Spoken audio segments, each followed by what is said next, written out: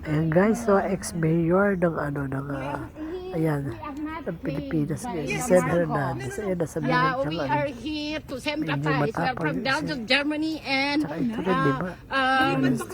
Germany. Ayan, ang bias media, ABS-CBN talaga naman. Kaya aasahan natin yung mga reporter na hindi bias. I'm an ex-mayor of GMA, Kabakan. I'm ganun. a two-termer. My husband is Just 5 na lang. also a mayor. hindi.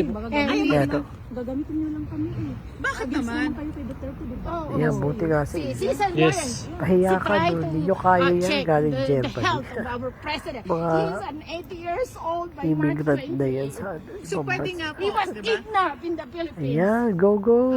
Kasi parang BDS we will mention supporters, na nandito yung ayan. supporters. Salute Sa totoo the lang, serve, yan. Siyempre, may Buti nga magsasabi na sa hindi inyo, hindi siya pinapansin, tinapik pa niya. That's what You we're can looking show for. Dahil us ganitang tao, that we sa are not nangyari kay paid. Duterte. yes. Ako pa And nakaka-stress he's my guys. husband. Are you married to Yeah. Halos lagi akong tulala sa nangyari dito sa Pilipinas. Kaya dapat easy lang ang mga DDS, mga supporter ni Rodrigo Duterte.